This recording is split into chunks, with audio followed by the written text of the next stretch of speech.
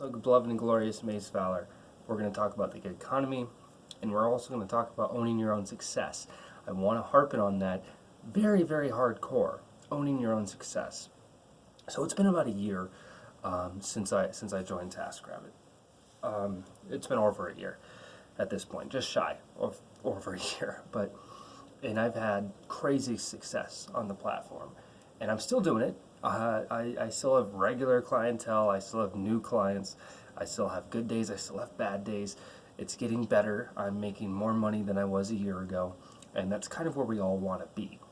And I've been fortunate enough to have excess money at the end of the month, whereas I was always living in a deficit.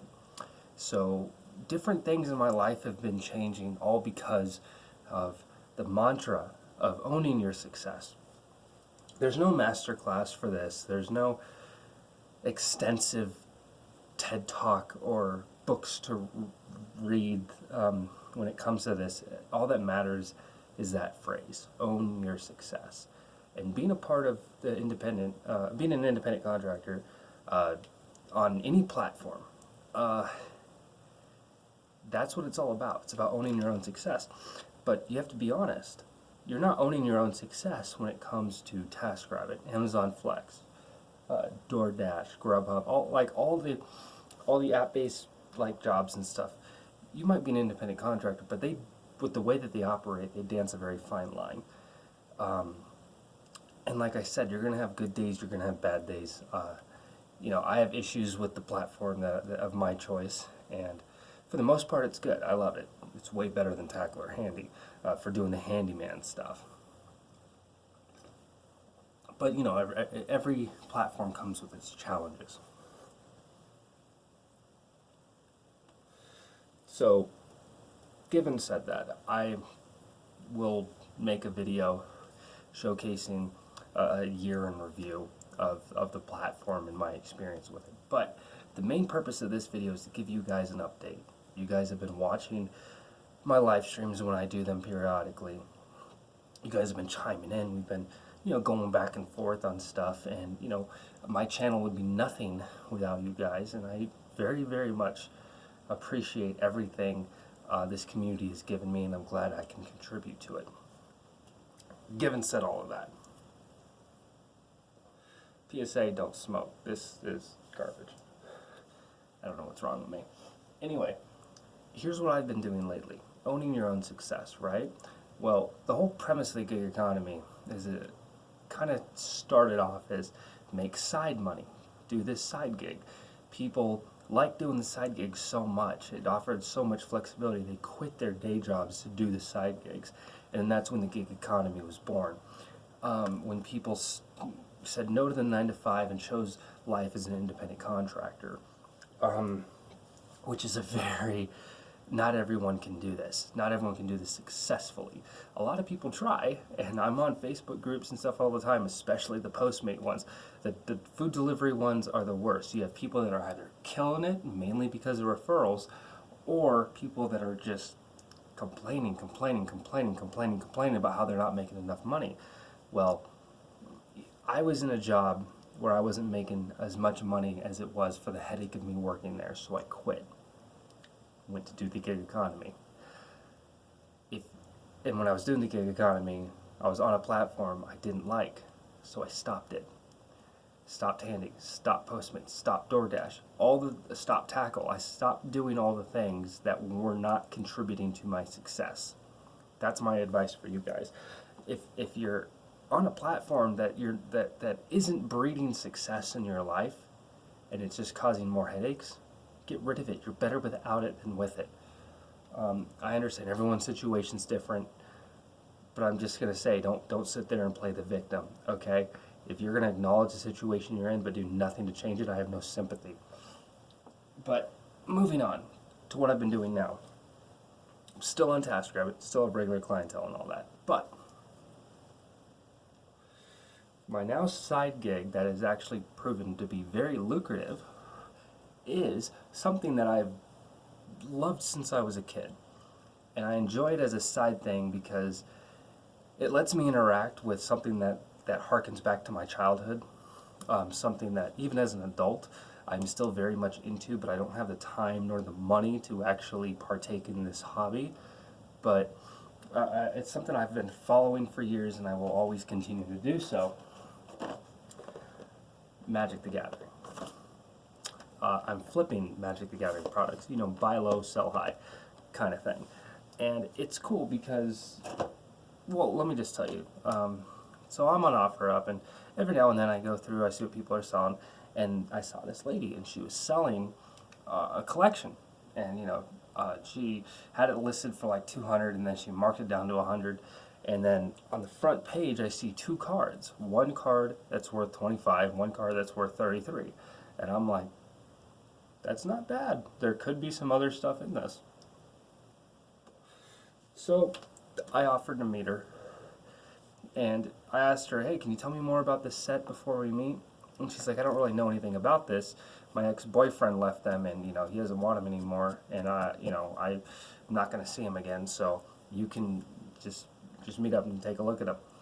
So I look at them, like I skim through them, and I'm like, you have a lot of stuff here that's bulk. You have some stuff that would be worth a lot of money, but they're reprints, and the particular sets they're reprinted in, they don't hold as much value because it was a print to demand situation. So that particular card from that set just isn't worth as much as one from another set, but they are good cards, and they do have some value. I was trying to be transparent as I possibly could with her. So I kind of went through some of the stuff, and a lot of it was just bulk jank. Stuff that you would literally just light on fire to keep warm. It's nothing of value. So I offered her $40, and she took it right then and there. And I didn't want to lowball her or anything, and I guess she really didn't want them. And and so I took it home. I went through them. I price checked them. The cards that I found that that I, from my experience, knew that it would have some sort of value, and lo and behold, it was $160 worth of cards. Actually, it was a lot more than that. It was upwards of $300 in cards. But I actually made $100 profit after the shipping, and after everything was said and done, because I just went on a buy list to offload it as quickly as possible. So I made $150 accounting for what I paid, and for the shipping I made $100 on it. And that blew my mind. It truly did. It's like, wow, I mean, that was cool. I just made $100 just like that. That's insane. I want to keep doing this. So I reinvested that same $40, bumped it up a little, and got another set. It was a sealed set, 2 Challenger decks and 2 boxes of War of the Spark bundles. They retail for $40 a piece. Challenger decks retail anywhere, well, they retail at $30, but they really go anywhere between $15 to $20. Crack them all open. Pay $50 for all 4 items, and bam! Just in the boxes alone, in all of that, I made about $70. So I made about $30 profit from that. So, I'm always trying to recycle, and even little ticks are better than nothing. So instead of doing buy list stuff, I did a lot of stuff with buy lists initially, and this is all done in this past week. So I did a lot of stuff with buy lists, just offloading as quickly as I could, get a return on my investment. And this is that same $40. This is Vampiric Bloodlust. It's a Japanese, so it's not worth as much as the American one. There's one thing about these that is superior, and that's the card quality. So people do like these particular cards, the Japanese cards, because the card quality is a lot better than American cards. But it's still not an American card, so it doesn't retain the same value. So this is on eBay right now with an auction, and buyer pays shipping, so that cost is cut out for me. So if I can hit, after fees and everything, I think it's like $47 on this, I'll break even. I'm hoping to get about 60 to 70. One card in here is actually worth 44 English. It's worth like 33 Japanese. So I could open this up, take the cards of value. There's probably about of cards that you could offload relatively quickly, within a week or two. There's probably about $60 worth of cards in here. Remember the Japanese set. But I think I'd rather just sell the whole thing outright. But we'll see how the auction goes. I have another collection that I've already broken even on as far as the bidding goes. It's on eBay as well. It's basically all the bulk mythics, rares, and foils from all these sets that I've been gathering, and it's like it's a lot of stuff. It's definitely worth something altogether, but it's going to be hard to move the singles on my own, and I'm not going to get much on a buy list. So I've kind of put it all out there on eBay, and I've already gotten $100 on it. Sweet. The auction ends on Friday. Maybe I'll double it up and I'll make $200. That would be great, but we're not going to know until that until the auction closes. So from single sales, after fees and everything has been accounted for, I made about $55 on single sales. But actually, that number's been going up. It's been going up quite substantially in every single day. Like today alone, I woke up this morning, I had to mail off some singles. This afternoon, I got hit up with 2 more. I had to mail 2 more off. What happened after that? Well, tonight I had 2 more orders come in. So today it's just been nuts. I've been constantly going through it, and I'm not prepared for any of this stuff. I don't all of the money that I've been making from this, I've been trying to reinvest, at higher dollar amounts to kind of bring more stuff in. So, and that's the kind of the mindset I want to give you guys, is this is something that I love. This is something that I don't think I'll be able to make a career out of it or anything. I mean, obviously I'm still working on the book. That's like kind of second to my family. My book is the most important thing in my life. So the book is the main focus. It will always be the main focus. But the reason why I like doing this is because I don't have the ability to go out and spend crazy amounts of money on these cards, and I don't have the time to go to all these tournaments or these Friday Night Magic, standard showdowns or anything like that. I don't have time for all these things, time nor money. But the fact that I can partake in this community in this way, I find enjoyable. I gambled a little bit today. I went out to the card shop. I was looking for top loaders for the singles that I'm shipping off. And I was like, oh, Modern Horizons. How many boosters you guys got left in that loose box? They're like 6. You know what? I'll take them all. Initially, I was just going to get 3, and then I was like, wait a minute, make it 4. Wait, how many do you have left? Just give me all 6. So it was about $45.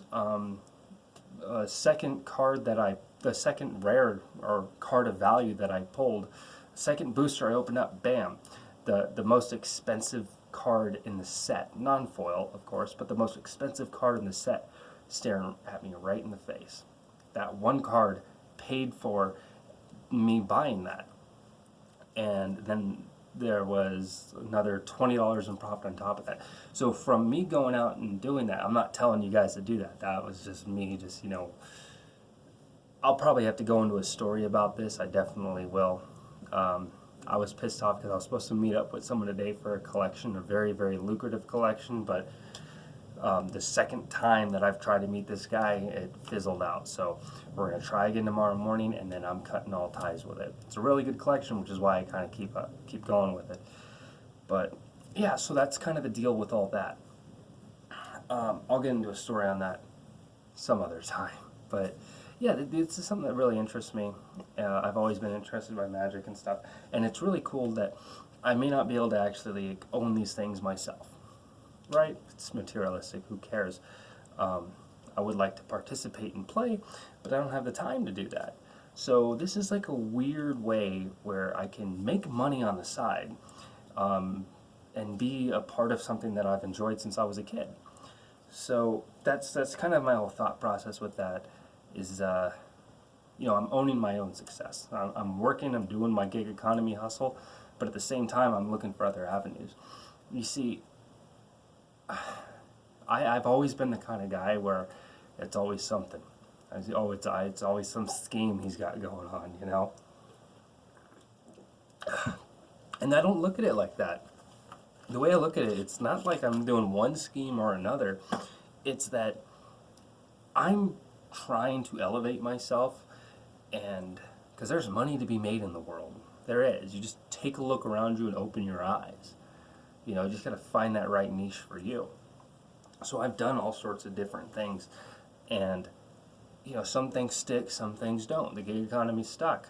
My website selling stuff, drop shipping, didn't really work. I didn't have the time nor the finances on my end to kind of really, you know, keep it going. Made my money back, closed everything down. You know, the Amazon FBA program. I've seen some stuff, but in order to really honestly make money on it, you have to upfront a lot of dough. You have to put forward a lot of cash to get a good return on your investment. It's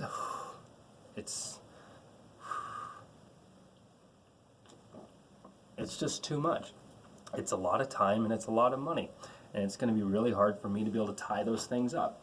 So me doing this magic thing, buying low, selling high, being around cards that I, you know, grew up with, being around cards that are new that I've never seen before, being able to check them out, hold them in my hands, I love it. Like I said, I don't really have the infrastructure set up for any of this. I don't. Let's see, I have these. I just got some bubble mailers today. I have some top loaders coming in the mail tomorrow. Yeah, it's like I'm not prepared for any of this. When I write out, I can't even print out my order slips to put in the packages. I literally hand write all of this stuff when I ship it off. I know it's kind of cool. So with some of the stuff that I've collected from some of these collections, I do have some bulk rares that are worth like $1 or less. Some rare foils and stuff. So what I'll do is, with these first orders that have been coming out, the cards that I'm not going to be able to make any money off of, what I'll do is when someone orders a card, is I'll throw in an extra one for them. Like, hey, I'm a brand new seller. I want to thank you for taking a chance on me. So just here's this extra card. You know, it may not be of any value, but it's my little thank you for you believing in someone like me to be able to provide this service for you. Not saying that everyone should do that. It's probably not a good way to make money in the long run, but you know, it's my little sense of appreciation that I throw out there. Yeah, I think that's gonna probably wrap everything up. But yeah, that's kind of what I've been up to recently, and I just felt like you guys, you know, my loyal subs, should know that. The hardest part about doing all this is I want to open this so bad. I want to open this. I want to sleeve this. I want to feel the cards in my hand. You know, I'd love to play this deck against. I love Commander. Oh my god, dude, that is my format of choice.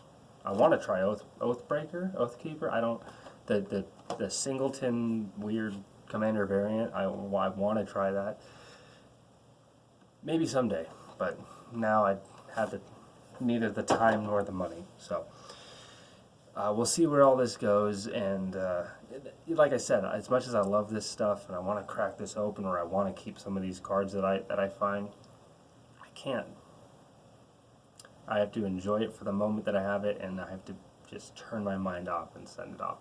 There have been some cards in the collection that I'll set this one aside, I'll set this one aside. Oh, this card's only like $2, $3. Oh, this card's only $5. It's like, oh, and I'll put these all aside. And then I look at it and I'm like, that's $45 worth of cards. $45 worth of cardboard, part of my profit. I can't hold on to it. I have to let it go. So that's kind of the mindset that I've like gone into. Anyway, as always, I'm your oh so glorious and beloved Mace Valor. Don't fucking smoke. Don't do any of that shit. I'm an idiot, and I'm glad I'm going on vacation this weekend. Well, sort of vacation. I'm going up to Washington, but it's going to be a vacation, and hopefully it'll be some good detox time away from the cigarette stuff so I can come back nicotine free. That's the plan. As always, I'm your oh so glorious and beloved Mace Fowler, signing off.